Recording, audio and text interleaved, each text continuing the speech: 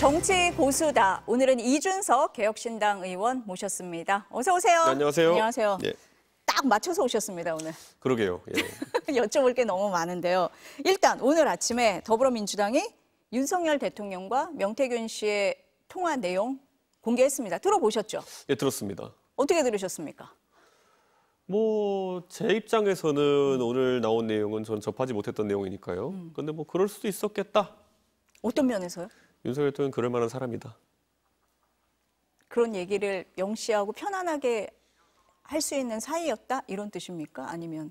아니죠. 이제 정치 처음 하고 이런 상황 속에서 우리 보면은 물론 여사지만 여사가 이명수 기자랑 전화한 것도 저희가 다 들어서 알고 있고, 예전에 보면은 어떤 정치 거강꾼 비슷한 분한테 이준석 욕하는 것도 막 있었고, 예, 지금 녹취 들어보는 게 한두 번이 아니잖아요. 그러니까 또 사고 쳤구나. 예. 그 내용이 김영선 전 의원 공천 관련된 거예요. 신빙성이 있다 이렇게 보세요? 그냥 이렇게 보는 거예요. 제가 그러니까 우리는 항상 볼 때 본인의 관점에서 접했던 걸 바탕으로 해서 다른 것들 판단하잖아요. 그때 명태균 사장이 김영선 의원 공천을 받기 위해 가지고 여기저기에 계속 전화하고 노력했던 거는 사실이고, 예. 그래서 저한테도 문의했던 적이 있고, 그다음에 그런 거를 바탕으로 해서 또 대통령은 또 전화하면 주저리 얘기하는 타입이니까 저는 충분히 가능성이 있었다 이렇게 보고, 다만 여기서 중요한 거는 오늘 대통령실에서는 그냥 대통령이 좋게 얘기하려고 했다라고 하는 건데, 과연 그게 공관위의 인풋이 들어갔느냐? 그거는 이제 또 대통령실은 아니라고 항변하겠죠. 지금 명태균 씨가 김영선 전 의원 공천 관련해서 의원님한테도 물어본 적이 있다 이렇게 말씀을 하신 거예요? 저한테 그때 그러니까 이게 공천이 5월 달의 일인데 4월 초? 그때 저도 최근에 녹취가 나온 걸 보고 이제 봤는데 4월 초에 저한테 물어봤던 것 같아요. 그래가지고 이거 공천 받으면 어떻게 해야 되냐? 그런 거 해서 아니 그거야 전략 공천이라는 거는 굉장히 이게 경쟁력이 상대 후보보다 월등하면은 원래 주는 게 당원 당규거든요. 그래야 되는 거 아니냐? 이렇게 얘기했더니 가서 김지수 후보의 여론조사를 돌려보려고 했다 이런 게 나오잖아요. 근데 사실 그때 제가 얘기하는 거는 당내 경쟁 후보에 대해 가지고 얘기한 건데 또 그걸 그렇게 했나 보더라고요. 대통령실에서 오늘 해명을 했어요. 일단 김영선 전 의원이 그 지역구에서 굉장히 경쟁력이 있었다라는 부분도 있고, 당시 공천의 결정권자는 이준석 당대표와 윤상현 공관위원장이었다 이렇게 얘기를 했습니다. 대표님이 최종 결정권자였다 이런 얘기예요. 제가 그렇게 공천에 대해서 제가 이거 하지 마 해 이렇게 할 수 있는 사람이었으면 그때 분당 갑에 공천받는 분이 안철수라는 분입니다. 네, 그러니까 그런 일은 발생하지 않았겠죠. 그럼 최고 결정권자가 아니었고 권한이 없었다. 제가 최고 결정권자면 그분은 공천 못 받아요. 예. 그럼 제가 굳이 설명해야 됩니까? 왜 못 받는지? 그럼 대통령실 해명에 대해서 오늘 어떻게 보세요, 그러면? 제 기억에도 이제 결국에는 절차적으로 그때 원래 공관위에서 공천하면은 그 다음에 최고위에서 과반수 의결하게 돼 있거든요. 그때 보궐선거에 대해서는 최고위에서 딱히 그 전에는 여러 가지 얘기가 나왔지만은 이후에는 별다른 얘기 안 나왔던 것 같아요. 공관위 의결 이후에는. 그때 보면 취임식도 있고 지방선거 앞두고 있는 상황이었기 때문에 거기서 딱히 어떤 분란이라는 상황은 아니었다. 이렇게 말씀드릴 수 있을 것 같아요. 그 대화 내용을 보면 공관위에서 들고 와서 이런 표현이 있어요. 근데 윤상현 의원은 공천 관련해서 보고를 한 적 없다라고 얘기를 하는데 적어도 나는 없다 이렇게 얘기를 해요. 그럼 다른 공관위원이 보고했을 가능성 이런 건 있습니까? 그것도 모르니까 얘기를 그렇게 하는 거죠. 그러니까 예를 들어 윤상현 의원이 위원장이었던 건 많지만은 이렇게 합숙해서 하는 게 아니지 않습니까? 그럼 누가 했을 수는 있다라는 가능성 정도로 언급한 거로 보이고요. 이것도 공관위에서 와서 이게 제가 봤을 때 물리적으로 왔다는 얘기인지 아니면 공관위에서 그냥 어떤 식으로인지 경로로 전달해서 그랬다는 건지는 저 대화만으로는 모르겠지만 하여튼간 대통령이 둘러대는 것이다라고 지금 대통령이 해명하고 있으니까요. 근데 사실 공천 관련해가지고 업무를 이제 보다 보면요. 어쨌든 전화통은 불납니다.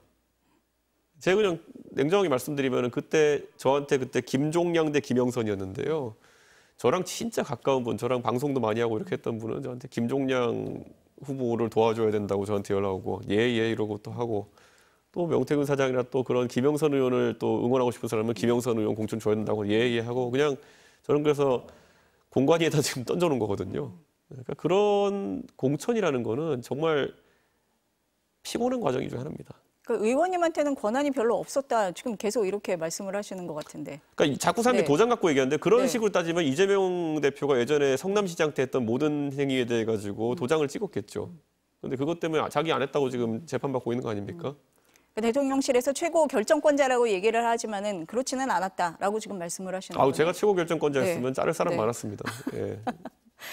꼭 자르고 싶었고요. 예. 처음에 이 명태균 씨가 텔레그램 공개를 했을 때 그때 그거 보셨잖아요. 네. 그리고 나서 말씀을 하실 때 완결성이 없는 거였다. 선의의 조언이었다. 이렇게 말씀을 하셨어요. 선의의 조언이라고 저쪽이 변명할 거다. 근데 이게 지금 정황들이 계속 나오고 있어요.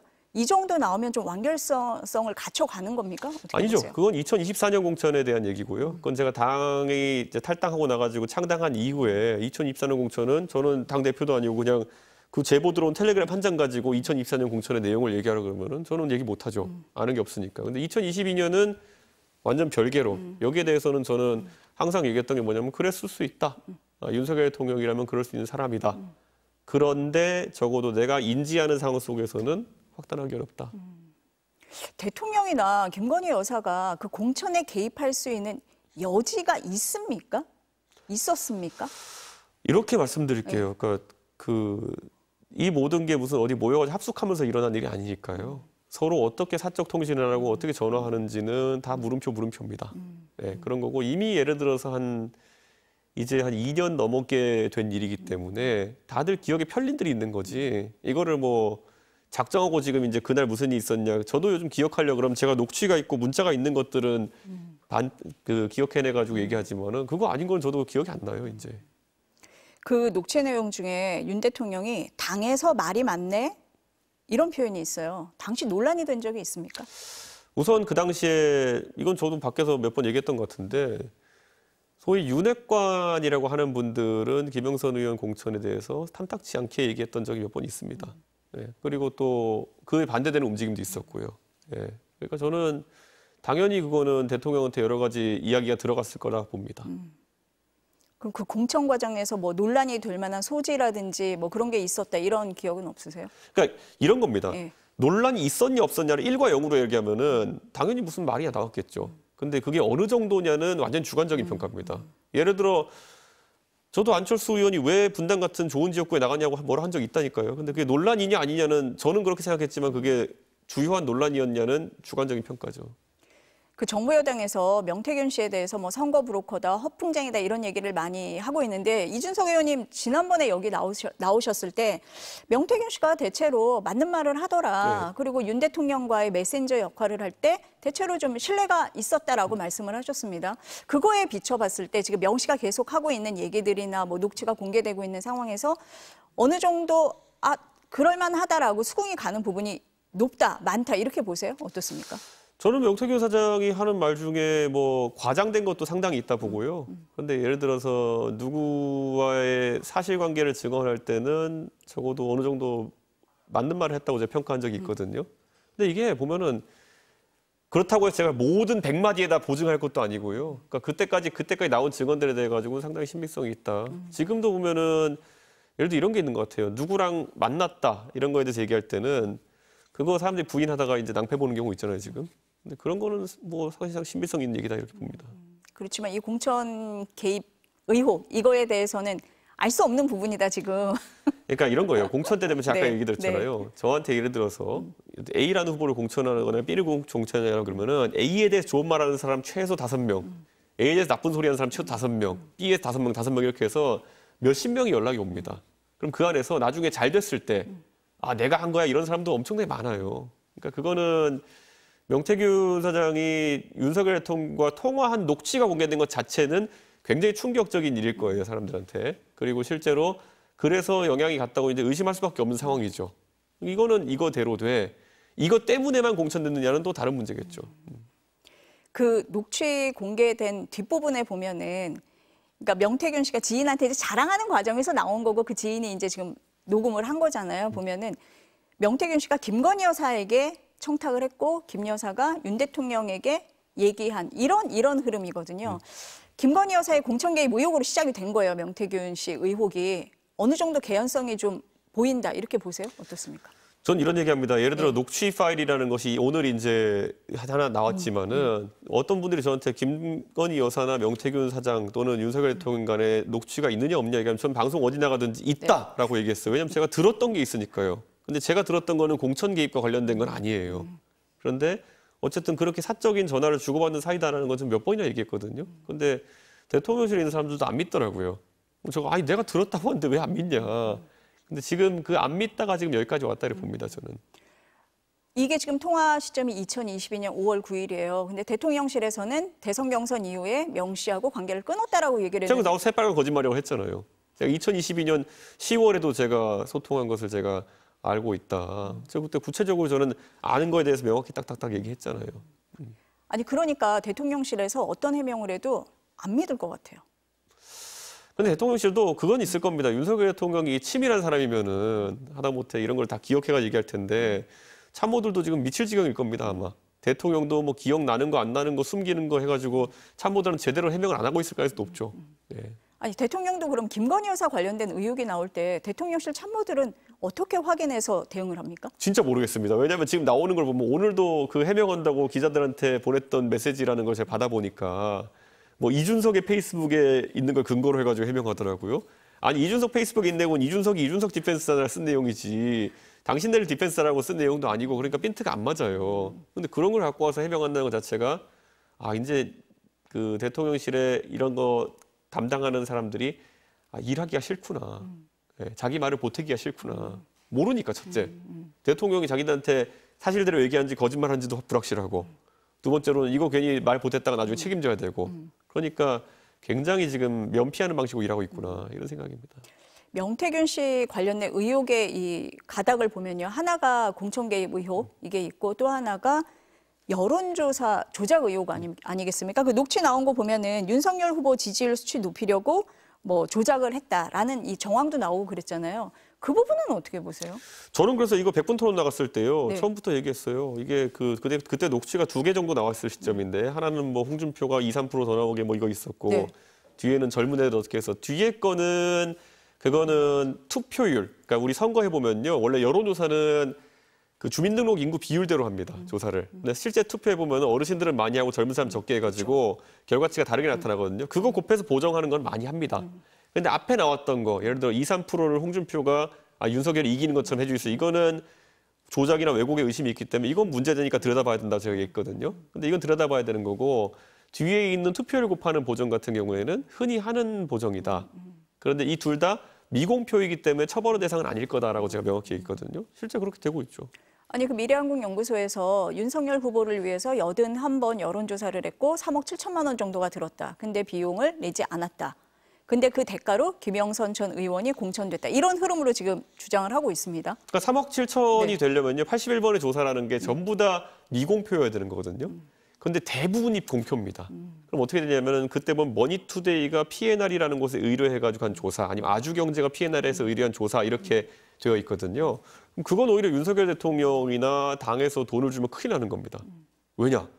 머니투데이가 의뢰한 거를 알려져서 공표됐는데 실제로는 돈을 후보 측이 셌다. 그러면은 그건 선거법 위반입니다. 그러니까 실제 3억 7천이라고 하는 금액은 그거 다 넣어서 얘기한 거고요. 그러니까 3억 7천이 되면 안 되는 거죠. 그러니까 실제로 한 1억 얼마 정도는 거 알고 있고 그 부분에 대해 가지고는 뭐 경찰이 조사해 보면 알겠지만은 만약에 그런 윤석열 대통령이 이거 해달라고 지시한 그런 상황이 있으면은 저는 그건 책임질 수도 있다 봅니다. 그거는.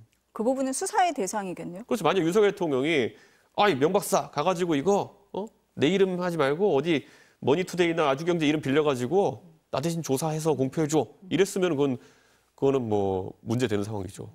아니 그 명태균 씨가 지역 후보들에게 돈을 받아서 여론조사 비용으로 썼다. 이 부분에 대해서 지금 검찰이 수사를 하고 있잖아요. 네. 그럼 그 연장선상에서 다 수사가 될 거다 이렇게 보세요? 근데 그 두 개가 다르죠. 그러니까 예를 들어 후보가 지시했느냐 아니면 명태균 지시 사장 여부가 더 중요하다. 지시 여부는 네. 윤석열 대통령에 대한 어떤 처벌 가능성이나 수사 가능성을 보는 데 중요하고요. 그 예비 후보라고 하는 사람들에게 돈을 빌려가지고 조사했다. 이거는 자금에 대한 부분이기 그렇죠. 때문에 굉장히 다른 내용인데 둘 다 저는 수사가 가능한 사안이라고 봅니다. 명태균 씨가 이 의원님 얘기를 많이 하잖아요. 네. 당대표 될 때도 본인이 힘을 많이 썼다. 네. 그래서 뭐 항공노총 간부들 통해서 뭐 4,500명 당원으로 가입시켰다. 뭐 이런 얘기도 하고 그렇습니다. 그러니까 제가 어떻습니까? 이거 계산해 4,500명 당원 가입시켜도 투표권이 없어요. 그러니까 뭐냐면 국민의힘 그때 당원 당규 기준으로 3개월 이상 당비를 납부한 당원만 전당대 투표 가능해요. 그러니까 저렇게 실제 4,500명 가입시키면 대단한 일인데요. 했는지는 모르겠지만은 네. 어차피 전당대회에 투표를 못 합니다. 그리고 그래서 저는 사실이 아닐 거라 봅니다. 명 씨가 그럼 힘쓴 그런 건 전혀 없다? 이게 사람들이 감이 네. 없어서 그런데 4,500명을 당원으로 가입시킨다는 건요. 일반적으로 국회의원 후보가 500명 가입시키기 힘들거든요. 국회의원 한 10명씩 혼자 했다는 건데 그건 쉽지 네. 않습니다. 그거는. 최근에 윤상현 의원도 재미있는 얘기 하셨잖아요. 인요한 위원장에게 명태균 씨가 찾아와서 이준석 의원을 외교부 장관 시키라고 했다. 그 얘기를 하셨는데 뭐 그런 얘기 들어본 적이 있으세요? 우선 첫째로 저는 네. 들어본 적이 없고 네. 가능성이 없잖아요. 그러니까 이제 사람들이 명태균이라는 사람이 했던 명태균 사장이 했던 수많은 얘기들을 들어보면서 이분이 일하는 스타일이 뭔지 알 거예요. 그러니까 뭐냐면은 본인이 가서 이제 먼저 이런저런 일을 해요. 그다음 잘 되면 이제 가가지고 이제 본인의 공을 주장하는 스타일이거든요. 그러다 보니까 여론조사니 아니면 이런 거 거간 비슷한 행위라든지 이런 것들이 굉장히 많이 나오는 거예요. 뭐 가서 내가 단일화에도 역할 해보겠다. 잘 되면 내 덕. 이런 약간 스타일이기 때문에 그런 거라서 실제 본인이 모르는 상황 속에서 저런 일이 벌어지는 게 많잖아요. 지금 보면. 저거는 들어본 적이 없는 얘기다. 제가 외교부 장관을 어떻게 하면 왜 해요? 그건 직업외교관의 세계지. 그 카톡에도 또 오빠 논란 카톡에도 이 의원님 등장하시잖아요. 그때 그 무슨 일이었는지 뭐 짐작 가는 거 있으세요? 저도 몰라요. 왜냐하면 거기에 보면은 제가 그래서 딱 보자마자 내 이름이 있네? 그런데 뭐 저를 만나면 해결될 것이다 이래가지고. 네. 무슨 일인가 궁금해서요. 근데 밑에 보면 오빠가 네. 사고를 많이 치고 그래가지고 아니 내가 아는 오빠는 나는 그 나중에 대통령실 해명했던 그 김건희 여사의 친오빠 난 그 사람 모른다. 이름만 들어봤을 뿐이지 난 만난 적도 없고 대화한 적도 없겠는데 모른다. 그러면 그 사람이 저에게 잘못한 일을 뭐 저를 만나서 어떻게 해결하겠다는 거냐. 이건 100% 그 오빠가 아니라 다른 오빠다. 제가 그렇게 힘주어서 얘기했잖아요. 네. 그러니까 그 오빠는 근데 그 다른 오빠는 엄청 사고 많이 치는 사람이기 때문에 어떤 사고를 얘기한지 모르겠다. 제가 이렇게 얘기했어요. 네, 그래서 그 오빠는 참 대책 없는 분이라서 제가 뭐라 안 하겠습니다. 아니 김건희 여사가 윤 대통령을 오빠라고 부르냐 안 부르냐 논란이 됐을 때 이 의원님은 오빠라고 부르는 걸 들었다라고 저도 말하셨던 그랬죠. 분입니다. 그리고 네. 진중권 교수도 그랬다 들었죠. 네. 들은 사람 많을 거예요. 그러니까 이거는 저는 자꾸 용산이 그 타조 머리 바뀌시게 해명을 하고 있는 것 같은데 전 적어도 그건 들었어요. 오빠 소리 하는 거는. 아니 근데 이 공천 개입 의혹도 그렇고 여론조사 조작 의혹도 그렇고 다 당대표 시절에 나왔던 얘기라 그래도 어느 정도 좀 알고 계시지 않았을까 하는 의심을 하는 사람이 있습니다. 이런 거예요. 여론조사 조작을 제가 알 수 있는 방법은 없죠. 예, 예를 들어 여론조사 조작은 제 생각엔 윤석열 통도 몰랐을걸요? 있었다 하더라도. 아니 어떤 사람이 윤석열 대통령한테 좀 잘 보이려고 하는데 후보님 이거 조작된 조사인데 한번 보시죠. 이렇게 한 사람 없을 거 아니에요? 그러니까 그거는 애초에 안다는 게 어불성설이고요. 그 외에 여러 가지 뭐 공천 개입이나 이런 거는요. 이런 건 있죠. 예를 들어 지방선거 할 때 보면은 공관위에서 갑자기 1, 2, 3등 자르고 4등, 5등끼리 경선시키고 이러면은 저는 공관위에 물어보죠. 도대체 무슨 일이냐? 근데 거기서 예를 들어서 내가 뭐 대통령한테 말 듣고 이렇게 하는 겁니다. 이렇게 할 사람 어디 있어요? 제가 물어보면 특히나 그때는 정진석 공관위원장이었는데 제가 물어보면 이 대표 그냥 뭐 1, 2, 3등이 문제가 있어서 4등, 5등을 경선시켰어. 이렇게 나오겠죠. 그러니까 지금 와서 보시면 이게 얼마나 황당한 일이냐면요. 그 한 달 뒤에 이제 저를 뭐라 공격합니까? 윤리위로 공격하고 그 다음에 또 한 달 뒤에 내부 총질하는 당대표 쫓아내니까 참 잘됐다. 우리 당도 잘한다. 이렇게 하잖아요.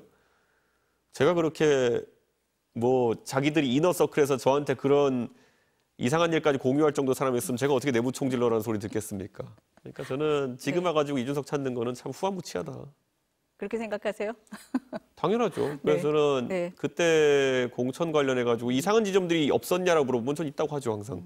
누가 저한테 물어보면 그래 그때 여기 공천들은 좀 내가 이해 안 가는 부분이 있었지. 어제 공교롭게 제가 공관위원 했던 다른 분과 또 식사를 했는데요. 그분도 뭐 이런 건 이상하지 이런 지점이 있었다고 얘기해요. 그거야 뭐 이상한 지점이지 우리가 그거를 딱 들어가지고 알 수 있는 건 없었다. 김영선 전 의원 저는 예를 공천 이렇게 봐요. 저는 관련해서도 뉴스만 봐도요. 이번에 민주당 국회의원 공천 중 이상한 데 참 많아요. 박용진 의원이 왜 잘렸을까요? 그 의정활동 잘하고 지역에서 인기 좋은 사람이? 혹시 이해 가세요? 또 저에게 물어보시면 어떡합니까? 아니 이해 안 가실 거 아니에요. 예. 그런데 안에 가보서 그걸 네. 해명하라고 무슨 사정이 있었다 얘기하겠죠. 그러니까 이상한 지점을 찾으라 그러면은 공천에서 저도 이상한 지점이 많았죠. 저 민주당 공천에서 이번에 총선에 이상한 거 찾으라면 20개 이상 찾을 자신 있습니다. 그런 식으로 이상한 거 찾으려면 있지만 어쨌든 뭐 개입의 정황이 있거나 의혹이 있는 그렇다고 부분에 제가 이번에 가서 대해서는 아니다. 네. 이재명 대표랑 혹시 식사 기회가 있어가지고 그때 박용진 왜 자른 거예요? 그러면은 뭐라고 해야 될까? 저한테 설명할 이유가 있습니까? 설명하겠습니까? 그런 맥락이다. 지금 아 그렇죠. 네. 그걸 이런 보도가 또 나온 게 있어요. 윤석열 대통령이 대선 기간에 선관위에 신고하지 않은 불법 비밀 선거 사무실을 운영했다. 이건 어떻게 생각하세요? 그걸 알고 계셨습니까? 뉴스타파에서 이렇게 보도했다 하는데요. 제가 사실 그 사무실이라는 곳에 가본 적도 없고, 그리고 저는 그 사무실이 있었다는 거에 대해 가지고는, 근데 그게 사무실의 성격이 뭔지에 대해 가지고 나중에 인지했어요. 선 끝나고 나가지고. 네, 그런데 그게 저는 그 부분에 대해 가지고는 왜 그랬을까 또. 속된 말로 지 사무실 놔두고 왜 그랬을까. 예. 그러니까 이런 걸 이상한데 제가 뭐 물어볼 게 아니잖아요. 대통령한테 가서. 그럼 당시에는 몰랐다는 말씀이세요? 네, 당신 모르죠. 당신 사무실 놔두고 왜 거기서 했어? 지금 물어볼 수 있으면 물어봤으면 좋겠어요. 예, 그런데 그런 건 다 이제 선거 때 보면은 뭐 제 생각엔 우리 오빠가 사고 친 게 많을 텐데 우리 오빠가 사고 친 걸 어떻게 제가 다 인지합니까? 예. 아니 당시에 이 특종 단독 보도를 한 기자가 그 윤석열 대통령이 이 의원에게 그 사무실로 오라고 문자를 보냈고 이 의원이 그 문자를 갖고 있다 이렇게도 얘기를 했는데 그 부분은 어떻습니까? 그게 그 나중에 당선된 이유예요. 나중에 그러니까 당시에는 그런 사무실 당선된 이유인가? 뭐 하여튼 그래서 사실 그래서 제가 그 기자한테도 얘기를 했어요. 그러니까 저 그래서 그 주소지로 오라는 얘기를 들은 적이 있다. 그런데 그 이상으로 거기가 뭐 하는 데냐? 왜냐하면 가본 적이 없으니까. 네. 그러니까 저는 그거는 모르죠, 제가. 그러니까 당시에는 그러면은 그 사무실이 뭐 선관위에 신고되지 않은 곳인지 불법으로 운영이 되는지 누가 뭐 거기를 빌려줬는지 이런 거에 대해서 전혀 모르셨다. 그러니까 이런 거예요. 저랑 그때 왜 제가 그런 주소를 받게 됐냐면 후보가 보자 그랬었거든요. 근데 제가 그 주소만 보고 무슨 카페인지 아니면 뭔지 불법 사무실인지 아니면 뭐 음식점인지 알 방법이 없잖아요. 그런데 와달라고 한 다음에 직후에 그 캠프에 있는 다른 사람이 연락 와가지고 오늘은 안 봤으면 좋겠다 이 대표라고 모 의원이 저한테 다시 연락이 왔어요. 그래서 안 가게 된 거거든요. 그러니까 거기 가보질 않았으니까 모르죠. 뭐 어떤 성격의 사무실인지를. 그러면은 그 사무실의 성격을 알게 된 건 이후에 알게 되신 거예요? 지금도 몰라요. 어떤 성격인지. 저는 뉴스타파 보도만 보고 그런 데서 뭐 하긴 했구나 이런 거지. 예를 들어 불법 선거 사무실 되려 그러면요. 예를 들어 제가 파스쿠치 그래서 카페에서 어디서 이렇게 여의도에 그 하도 많이 모이는 카페라서 제가 이름을 얘기했습니다. 근데 어디 카페에서 네. 누가 만나자 해서 갔다고 해서 불법 선거 사무실이 되는 거 아니에요. 거기서 선거 업무를 해야 됩니다. 근데 뭘 했는지 모르니까 제가 답을 못 하죠, 그거는. 그러니까 그런 사무실의 존재는 내가 아는데 그게 정말 불법 사무실인지 아닌 거는 모르겠다. 그게 사무실인지도 전 모르는 거죠. 그러니까 제가 가본 적이 없어요. 주소만 하나 덜렁 그 있으니까. 주소지가 같더라 이렇게 말씀을 하시는 거네요. 그러면 지금. 그런데 거기 보면요. 저는 처음에 뭘 의심했냐면요. 그 주소지를 나중에 그 포털사 지도 같은 데 찾아보잖아요.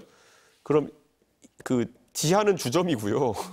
뭐 3층은 화랑이고 뭐 2층은 뭐 가게고 뭐 이래요. 그러니까 층도 저한테 안 알려줬어요. 그러니까 어딘지도 좀 몰랐던 거죠. 저는 처음에 주점인 줄 알았어요. 주점으로 오라는 줄 알았는데. 네. 그 오빠의 특성상 제가 주점인 줄 알았어요.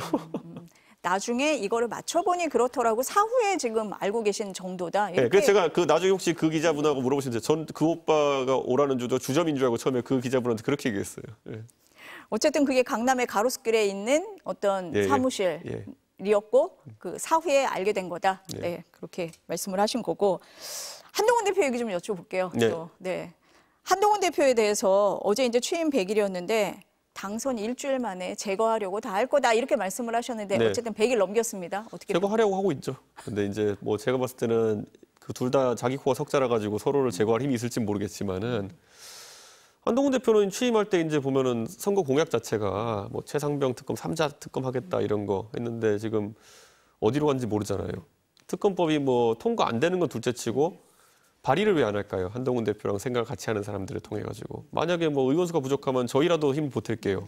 그런데 그런 게 없으니까 100일간의 어떤 성과를 평가하기 좀 박해질 수밖에 없는 거 아닌가 그런 생각입니다. 그러니까 의제를 던지기만 하고 성과로 이어진 건 하나도 없다 이렇게 보세요? 그렇죠. 이게 힘을 주어서 추진하다가 힘에 밀려서 안 한 것 같지도 않고 3자 특검은 그냥 안 한 거잖아요. 자기 아이디어를 통해서 발의를 안 했잖아요.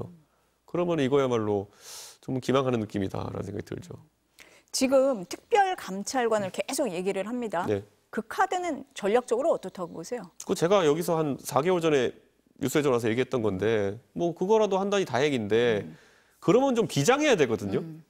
아니 내가 이거 의총에서 표결 붙여가지고 만약에 지면은 내가 그냥 대표 때려치겠다. 그러니까 의원님들 심각하게 판단해달라.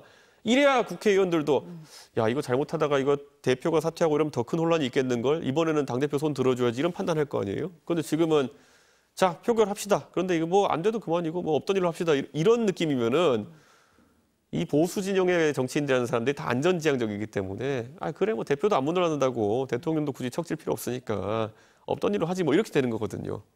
저는 비장함을 좀 더 보여줘야 될 거다.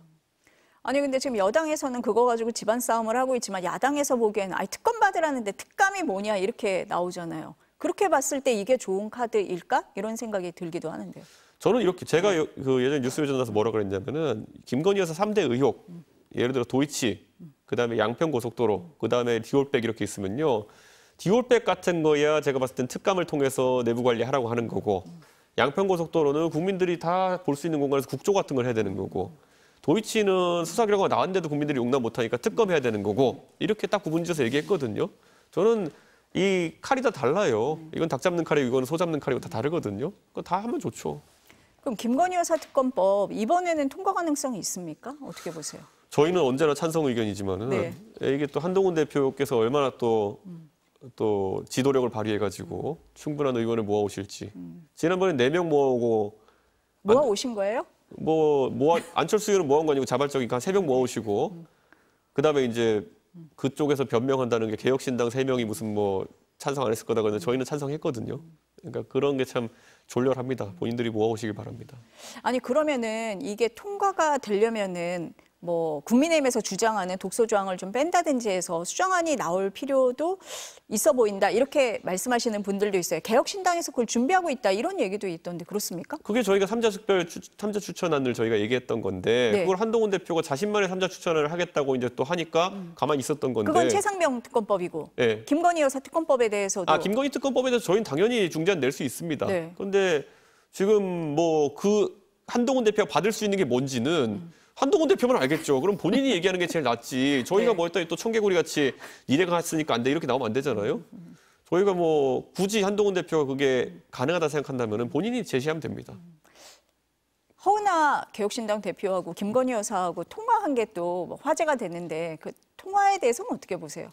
그게 저는 모르고 네. 있었다가 어제 확인해 보니까요. 그 상가집에 있는데 기자들이랑 허은하 대표가 얘기하고 있었는데 거기서 김건희 여사 전화가 온 게 여기에 이름이 떠가지고 기자들이 물어봤대요. 현장에서 즉시에. 근데 그때 해가지고 그냥 일상적인 조문성 통화였다. 그런 게 이제 그 자리에서 기자들도 인지하고 있었대요. 예, 근데 지금 와서 그게 갑자기 무슨 대단한 대화를 한 것처럼 이렇게 나가는 거는 뭐 누가 의도를 갖고 퍼뜨렸나 보죠. 누가요? 전 아닙니다. 이준석 의원 아니냐고 국민의힘에선 그런다는데요. 거기는 약간 병적으로 뭐만 하면 이준석이다라고 하는 집단이기 때문에 크게 네. 신경 쓰실 필요 없어요. 거기는 길 가다 넘어져도 이준석 때문이라 할 사람들이니까요. 네. 거기는 좀 그 분야에서는 좀 집착하는 게 있습니다. 아니 근데 그때 통화에서 뭐 한동훈 대표에 대한 섭섭함을 토로했다 뭐 그런 얘기가 있어서 아이 뭐 야당 대표하고 이런 얘기하는 게 적절하냐 이렇게 말씀하시는 분들도 있는데요. 아이고 뭐 이명수 기자랑 전화하면서 남편 욕도 하는 분인데요. 뭐.